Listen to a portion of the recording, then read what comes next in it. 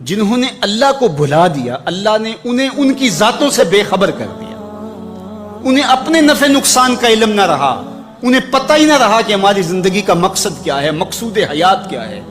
جو لوگ اللہ کو بھول گئے، اللہ فرماتا ہے اللہ نے انہیں ان سے غافل کر دیا۔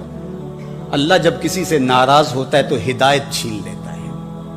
اسی لیے ہمیں ہر روز ہر نماز کی ہر رکعت میں ہدایت مانگنی ہوتی ہے۔ اہدنا الصراط المستقیم، ہر روز مانگتے ہیں، ہر نماز میں مانگتے ہیں، ہر رکعت میں مانگتے ہیں، اللہ ہمیں ہدایت پہ گامزن رکھنا۔ اللہ جب کسی سے ناراض ہوتا ہے تو ہدایت کے دیے بجھ جاتے ہیں، چراغ ہدایت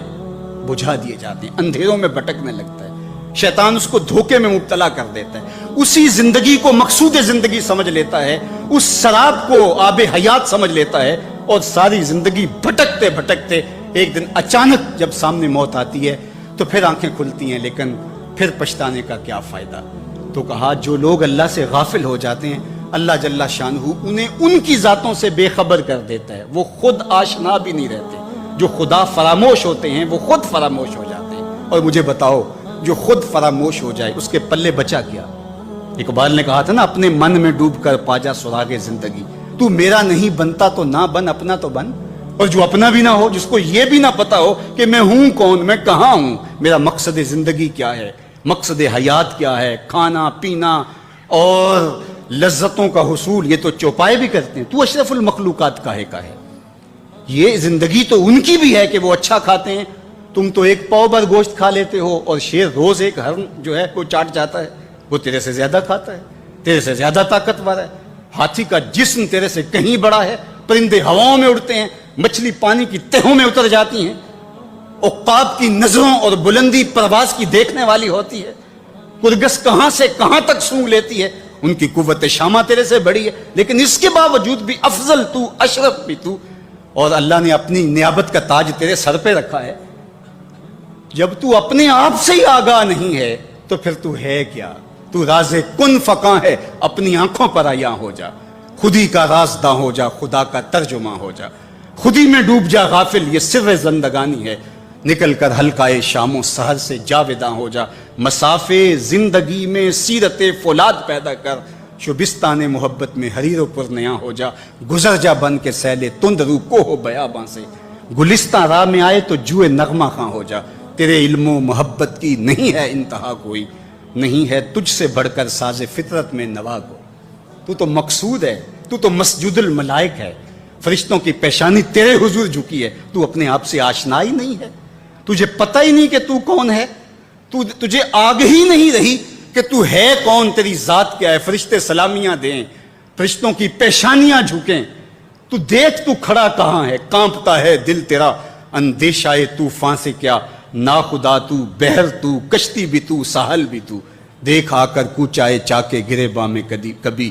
کیس تو، لیلا بھی تو، صحرا بھی تو، محمل بھی تو، وائے ناکامی کہ تو محتاج ساکی ہو گیا، میں بھی تو، مینا بھی تو، مستی بھی تو، حاصل بھی تو، آہ کس کی جستجو آوارہ رکھتی ہے تجھے، راہ تو، راہ رو بھی تو، رہبر بھی تو، منزل بھی تو، بے خبر تو جوہر آئینہ ایام ہے، تو زمانے میں خدا کا آخری پیغام۔ تو سمجھے نہیں کہ تو خدا کو بھول کے سمجھا کہ میری زندگی آزاد ہو گئی، اب میں جو چاہوں کروں، میں خدا کا بھی انکار کر دیا، بلا دیا اس کو۔ کہا جب خدا کو تو بھولا تو خود کو بھول گیا، زندگی کے مقصد کو تو نے فراموش کر دیا، اب بھٹکتا ہے ارض فلات میں، جنگل میں پڑے ہوئے خشک پتے کی طرح، جس کو ہوائیں کبھی ادھر اڑا دیتی ہیں کبھی ادھر اڑا دیتی ہیں، مقصد حیات کا علم نہیں ہے، تو کون ہے، کہاں ہے، تیرا مقصد زندگی کیا ہے، خدا کو بھولنے کا یہ نتیجہ ہے جو تجھے بھگتنا پڑ رہا ہے۔ خدا آشنا ہو جا، خود آشنا ہو جائے گا، تجھے ذات سے آگہی ہو جائے گی، من کا شعور مل جائے گا، تجھے پتا چلے گا کہ میں کون ہوں، میری زندگی کا مقصد اور مقصود کیا ہے۔ تو اگر تو ایسا نہیں کرے گا تو اللہ تجھے تیرے سے بے خبر کر، تیری ٹانگیں نہیں توڑ دی جائیں گی، تیرا رزق نہیں چھین لیا جائے گا، تیری آنکھوں سے روشنی نہیں اچکی جائے گی، تیرے کانوں کی سماعت نہیں کھینچ لی جائے گی، یہ سب کچھ ہوگا لیکن مقصد زندگی نہیں ہوگا۔ بندہ سمجھتا ہے میں نے انکار کیا تو کیا ہو گیا، میاں اللہ نے تجھ سے ہدایت لے لی۔ کسی زمانے میں ایک شخص نے عیسائیت قبول کر لی اسلام چھوڑ کے، تو کچھ لوگ اس کو سمجھانے کے لیے علاقے بھر کے علماء جمع ہو کے گئے کہ یہ عجیب ماجرا ہے، تم نے اسلام چھوڑ دیا؟ اس نے کہا ایک دن سخت سردی تھی اور میں نماز پڑھنے لگا تو بے وضو ہی پڑھ لی، اور بڑا ڈرا کہ یہ بہت زیادتی کی میں نے، تو لیکن مجھے ڈر لگ رہا تھا نماز کی حالت میں کہ کہیں اللہ کا قہر نازل نہ ہو جائے، لیکن کچھ بھی نہ ہوا۔ پھر ایک دن میرے پہ غسل واجب تھا اور میں نے اس حالت کے اندر نماز پڑھ لی،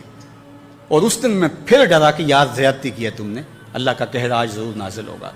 لیکن سلام پھرا، میں معمول کی زندگی گزارنے لگا۔ میں نے کہا اسلام تو دین ہی سچا نہیں ہے، میں اتنی توہین کی ہے، اتنی تذلیل کی ہے اس دین کی، لیکن مجھے کچھ نہیں ہوا، تو میں نے چھوڑ دیا اسلام کو۔ تو علماء نے کہا تو کہتا ہے مجھے کچھ نہیں ہوا، اللہ نے تجھ سے دین چھین لیا،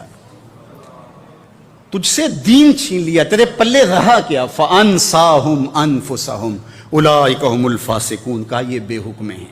نافرمان ہیں، جو اللہ کو بھلا دیں، اللہ کو فراموش کر دیں، یہ فاسق لوگ ہیں۔ لا يستوی اصحاب النار واصحاب الجنہ، اہل جنت اور اہل دوزخ برابر نہیں ہو سکتے۔ ایسا نہیں ہوگا کہ ایک ساری زندگی بدکاریوں میں گزارے اور ایک نیکوکار اللہ کی رضا کی سائے میں زندگی بسر کرے اور قیامت کے دن ایک جگہ کھڑے کر دیے جائیں، ایسے نہیں ہوگا۔ افنجعل المسلمین کالمجرمین، اللہ فرماتا ہے ہم ماننے والوں کو اور مجرموں کو کیا ایک جیسا کریں گے؟ ایسا نہیں ہوگا۔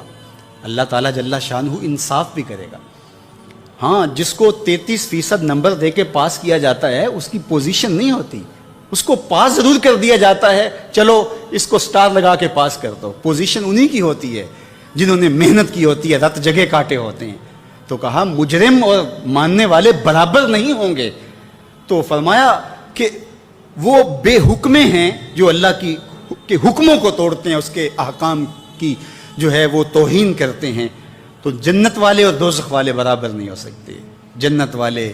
جنت کے مزے لیں گے اور جہنم والے جہنم کی جلستی آگ میں ایک ذلت کی زندگی کاٹیں گے، موت بھی نہیں ہوگی وہاں۔ اللہ تعالیٰ جل شانہ قیامت کے میدان میں موت کو مینڈے کی شکل میں ظاہر کرے گا۔ کہتے ہیں جنت میں جا کے جنتیوں کے سینے میں ایک ہی خدشہ ہوگا، کھٹکا ہوگا، کہیں موت نہ آ جائے اور یہ نعمتیں چھن نہ جائیں، اور جو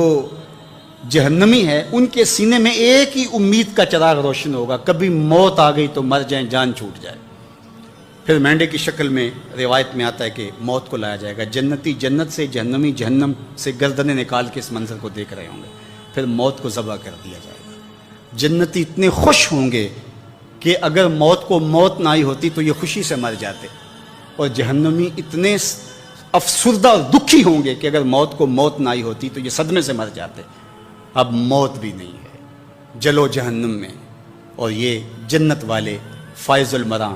اصحاب الجنت هم الفائزون، یہ کامیاب اور بامراد۔ اللہ اہل جنت سے کہے گا کہ اردیتم، کیا تم راضی ہو؟ تو وہ کہیں گے ہمیں کیا ہوا کہ ہم راضی نہ ہو، ہمیں تو وہ ملا کہ جس کا ہم تصور بھی نہیں کر سکتے تھے۔